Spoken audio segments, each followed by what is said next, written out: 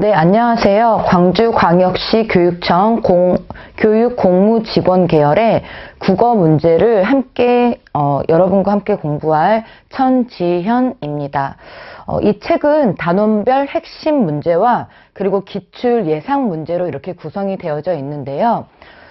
이렇게 한 페이지 넘겨보시면 우리 교육 공무 직원이 어떤 일을 하시는지, 그리고 어떻게 공부를 해야 되는지 간략한 이런 설명이 또 들어 있습니다. 그래서 선생님은 이 책을 여러분과 함께 총 25강에 걸쳐서 이렇게 공부하려고 구성을 해 보았고요. 여러분이 이 책을 잘 따라오시면 아마 무리 없이 이렇게 좋은 점수를 맞을 수 있을 거라고 생각을 합니다.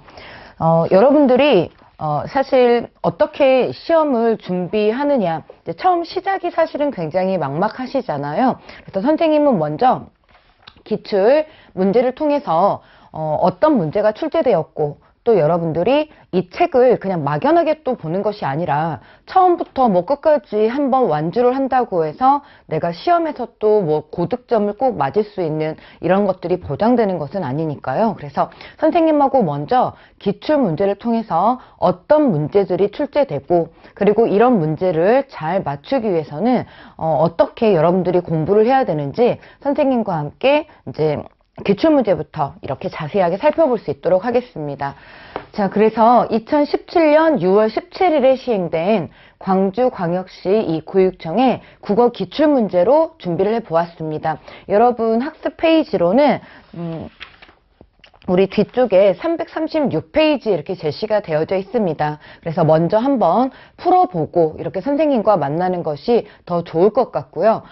풀어보면서 아마 여러분들이 문제점을 느끼는 그 부분들이 선생님하고 더 중점적으로 선생님이 수업을 할 때 여러분이 챙기셔야 될 그런 부분이 될 거라고 생각을 합니다.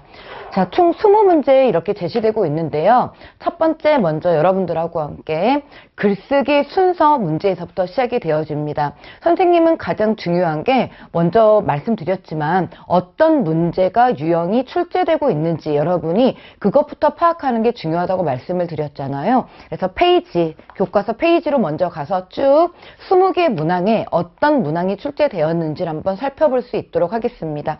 자, 페이지 336페이지 펴주시고요.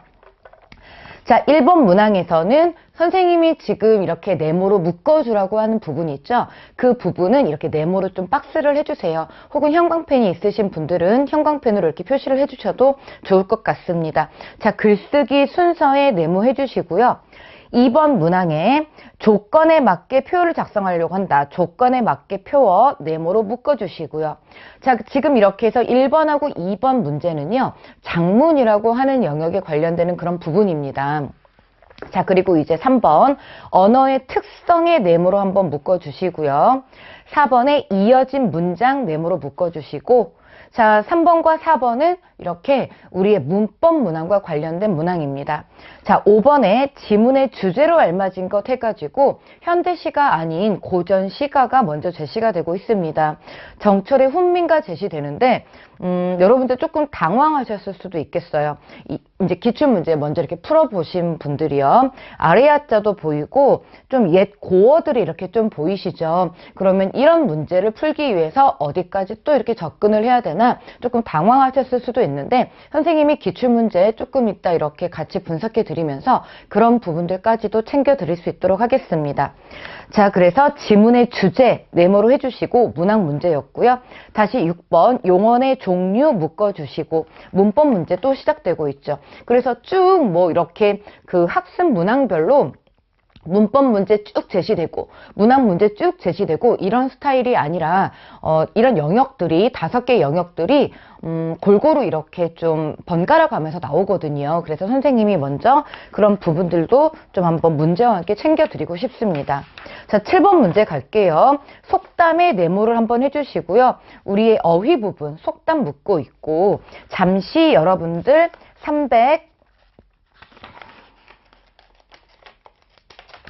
341페이지에 있는 한자 성어의 의미, 여기에다가도 네모를 한번 묶어주세요. 이렇게 해서 우리의 어휘 문제들이 이렇게 또 제시가 되어지는데, 사실 이제 속담은 우리의 고유어 이쪽 부분이고, 한자 성어는 한문, 한자를 좀 습득을 해야 되는 그런 부분인데 좀 막막하시죠. 가장 우리 수험생 여러분들이 또 힘들어 하시는 부분이 이쪽 고유어, 그리고 특히 한자 부분인데요. 또 선생님이 이쪽 부분도 여러분들이 시간 내에 좀 알차게 준비할 수 있도록 팁을 준비해 왔습니다. 그래서 여러분들이 좀 성실하게 남겨진 수험 기간 동안에, 그리고 이 책을 만난 이후로 성실하게 준비하시면 무리 없이 고득점 맞으실 수 있도록 선생님이 다 준비를 해 놓았으니까 차근차근 이렇게 따라오시면 될 것 같습니다. 자, 그래서 7번과 20번에 있는 어휘 문제 유형 보았고요. 다시 338페이지 보시면은 다음 시를 읽고 물음에 답하시오. 8번과 9번 연이은 두 개의 문항이 이렇게 제시되고 있습니다. 윤동주라고 하는 비교적 우리에게 친숙한 또 시인이죠. 윤동주의 서시 작품을 통해서 8번에 시적 자아가 처한 현실을 시어로 나타낸 것은 해서, 자, 좀 용어를 아셔야겠습니다. 그래서 시적 자아가 처한 현실을 시어로 여기다 네모로 묶어주시고요. 선생님하고 그러니까 챙겨가야 될 거는 이런 우리가 문제를 풀 때 문학이라고 해서 우리가 문학은 또 시 부분에 있어서는 막연하게 여러분이 감상을 또 하려고 하잖아요. 그런데 단순하게 감상을 하는 문제는 출제되지 않습니다. 다 용어와 관련된 문제들이 출제가 되어지기 때문에 여러분이 기출문제를 지금 풀어온 수험생 여러분, 혹은 아직 풀지 않고 선생님하고 처음 이 책을 마주하는 여러분들이 챙겨주셔야 될 것, 꼭 기억하셔야 될 것은 문학은 감상이 아니다. 단순 감상이 아니다. 용어를 철저히 이해하고 암기를 해야지 풀 수 있다. 그래서 선생님과 다시 앞쪽 이론 부분에 가서 또 심화로 문제로 이어질 때까지 이제 중요 용어들을 차근차근 볼 수 있도록 하겠습니다. 자, 9번. 이 시에 대한 설명으로 적절하지 않은 것. 이 시에 대한 설명, 여기 네모 박스로 묶어주시고요. 마찬가지입니다. 시의 용어들이 이렇게 제시되고 있고요. 자, 10번입니다. 8번, 9번은 윤동주의 서시 관련된 문제였고요. 10번 문제는 김소월의 시입니다. 그래서 시에 나타난 특징 네모 한번 묶어주시고요.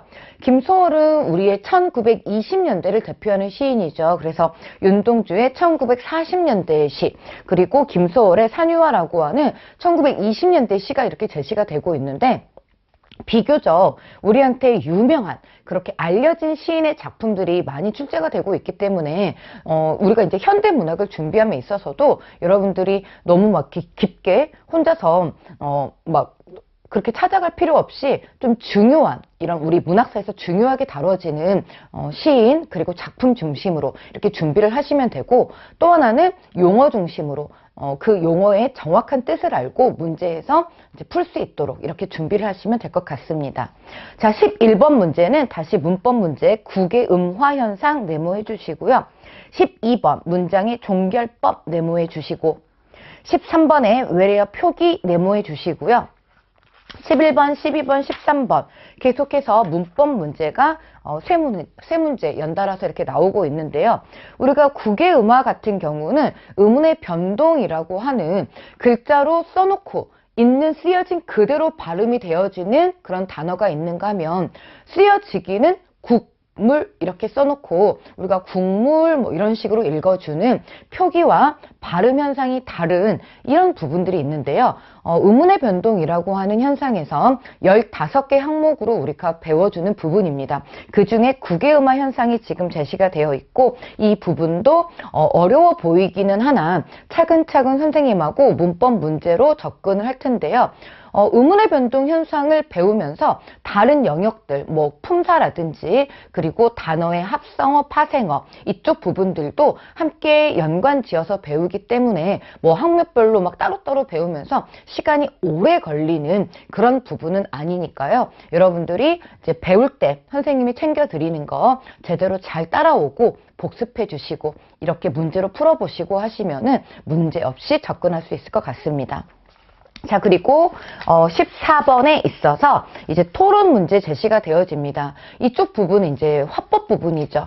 앞서 336페이지 1번과 2번으로 이렇게 시작했던 작문 영역과 그리고 14번의 화법 영역은 혹시 이제 수능을 준비하셨던 분들은 이쪽 부분에 좀 더 익숙하시겠죠. 국어의 5가지 영역 중에 화법, 작문, 문법, 그리고 문학과 비문학 영역으로 크게 이렇게 5가지 영역으로 나뉘어지는데 그 중에 말하는 법이라고 해서 화법 영역으로 지금 14번 문제, 토론 문제 제시되고 있습니다.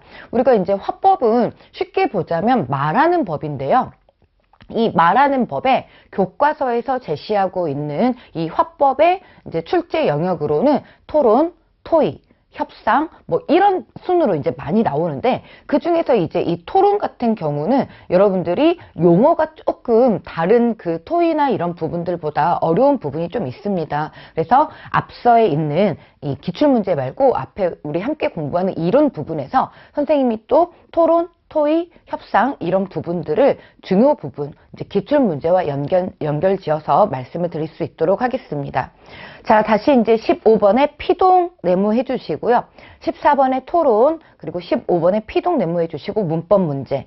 그리고 16번 심상의 종류 네모해 주시고요.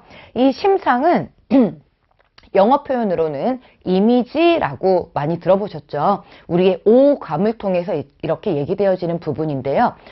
시각, 청각, 후각, 미각, 촉각의 영역입니다. 그리고 한자로 말하자면 이렇게 심상, 마음심, 형상상, 마음에 새겨지는 이런 부분인데 심상의 종류가 나머지와 다른 것, 비교적 쉬운 그런 난도의 문제입니다. 시각, 청각, 후각, 미각, 촉각, 그리고 이것들이 2가지 이상 이어지는 공감각적 심상. 공감각적 심상은 감각의 전이라고 하는 또 이런 표현으로도 쓰여지죠. 그래서 16번 조금 단순한 그런 문학 문제.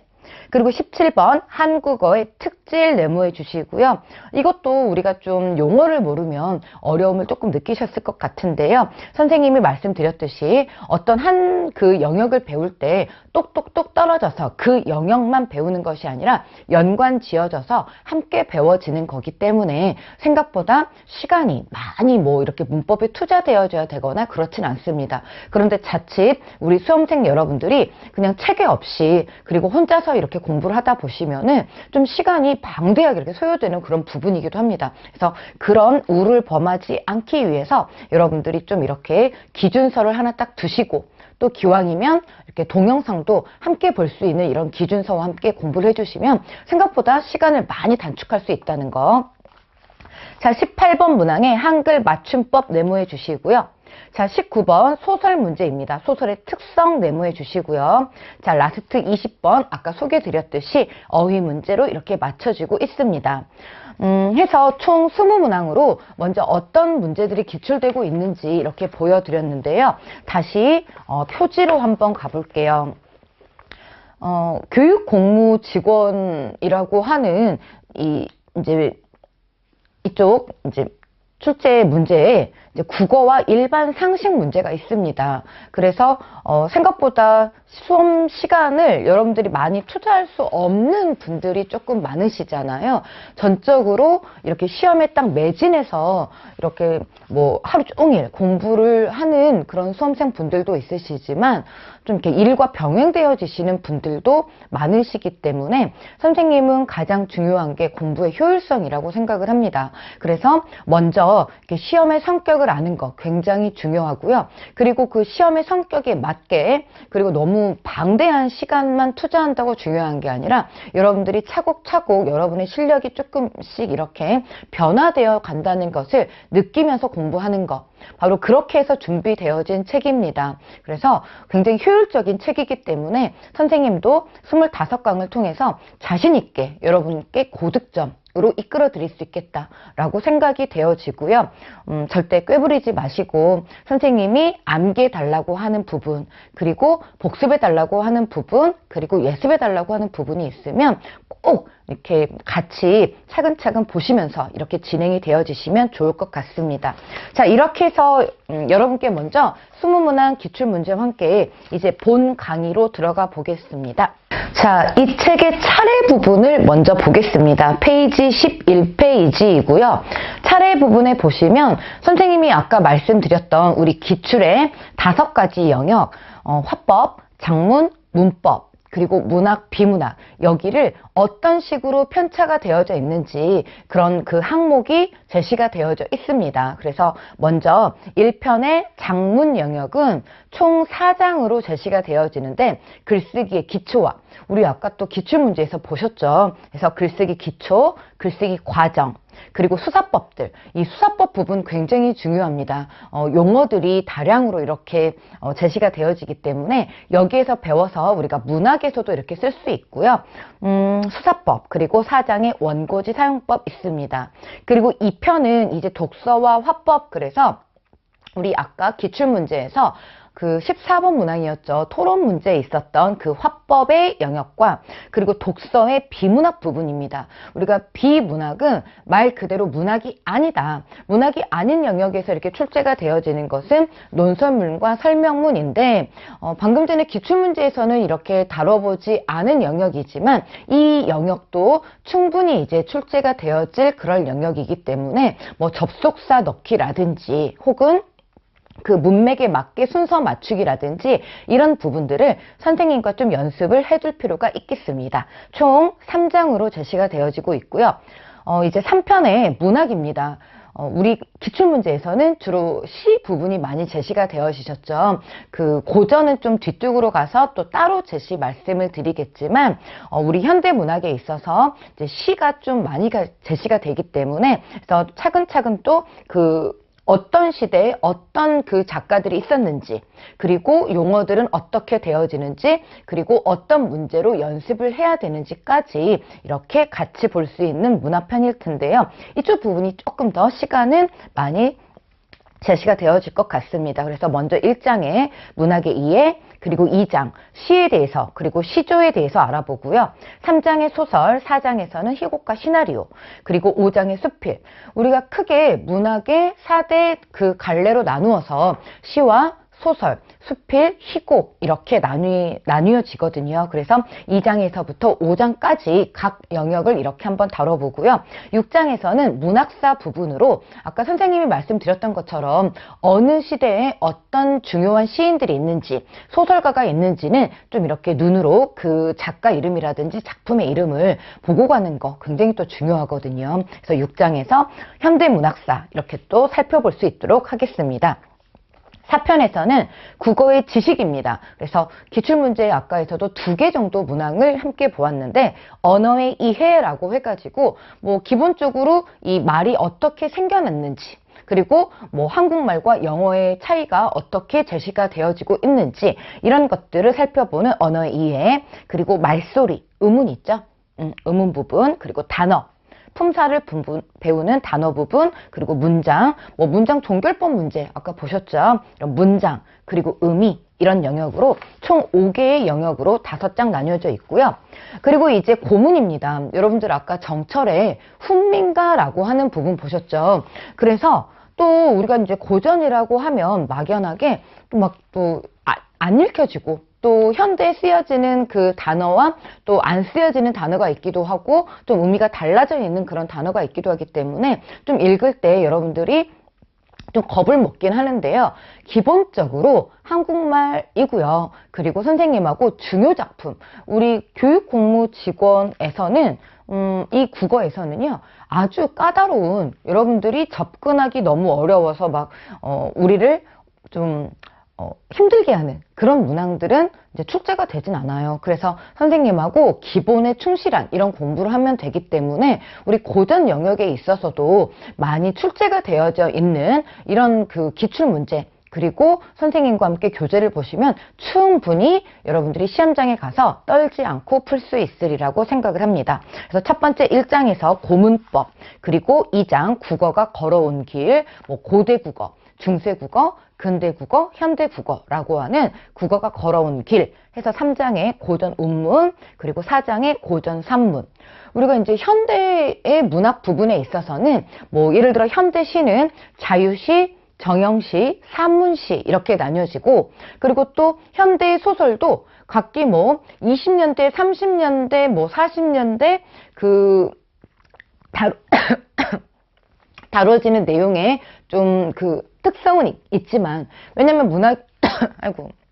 문학이라고 하는 게 우리 삶을 다루고 있기 때문에 20년대의 어떤 삶의 모습, 그리고 뭐 30년대 삶의 모습, 그 삶의 모습에 있어서 내용이 좀 차이가 있지, 뭐 이 시대에는 지어지고 이 시대에는 안 지어지고 이런 건 없거든요. 그런데 우리 고전에 있어서는 예를 들어 고전 운문이라고 하면 삼국시대 이전까지는 고대 가요, 삼국시대에는 우리 신라의 향가, 그리고 고려시대에 가면은 평민의 노래인 고려가요, 양반의 노래인 경기체가, 그리고 고려 중엽부터 발생하기 시작한 우리의 뭐 시조문학, 그리고 고려 말렵부터 이제 조선 초기에 가서 융성하기 시작한 이런 시조나 가사, 그리고 조선 후기 쪽으로 가서 민요, 잡가, 판소리, 뭐 이런 식으로 고전의 운문은 그 지어진 그 장르가 시기별로 이렇게 변화가 좀 있거든요. 고려가요가 조선 말에는 안 지어집니다.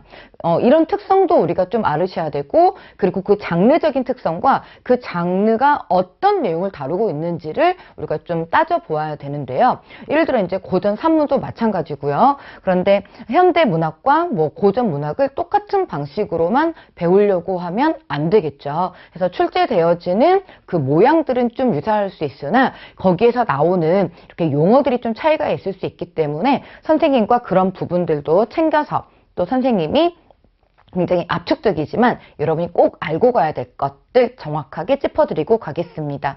그리고 5장에서는 아까 현대의 마찬가지로 고전 문학사 이렇게 볼 수 있도록 하겠습니다.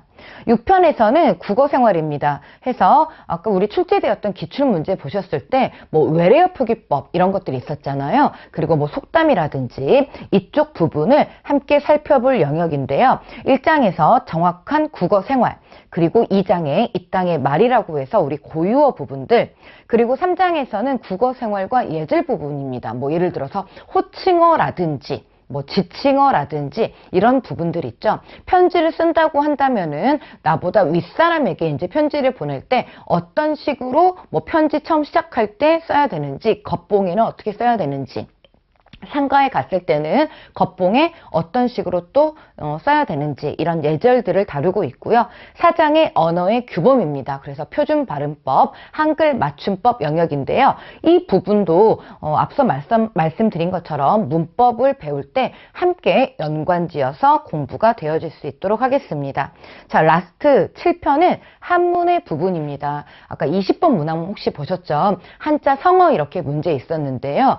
물론 기본적인 게 출제되어지긴 하나 여러분들 남들이 모두 맞추는 부분 말고 남들이 좀 어려워하는 영역의 문제를 맞춰야지 우리가 고득점을 할 수 있는 거죠. 그래서 한자 나는 한자를 그냥 포기하고 가겠다, 물론 이렇게 생각하시는 수험생들도 있으실 수 있는데요. 한자 부분 간과할 수 없습니다. 그래서 선생님이 따로 또 이제 프린트로도 제시를 해드릴 거예요. 그 교육부에서 제시하는 기초 900자 그리고 기본 900자 있는데 이걸 쓰라고 나오지는 않기 때문에 그냥 선생님이 오늘은 어느 부분까지는 좀 공부를 하세요. 좀 계획을 지어가지고 전체 1800자잖아요. 우리가 삶을 살아가는 데 있어서도 우리말이 한자어로 굉장히 많이 이렇게 퍼센테이지를 차지하고 있기 때문에 약 50%가 넘게 한자말로 되어 있죠. 그래서 여러분이 앞으로의 삶을 살아가는 데 있어서도 이 한자를 알아두면 굉장히 유용하거든요. 그래서 뭐 이렇게 쓸 수 있을 정도로까지 뭐 외우실 필요는 없고요. 눈으로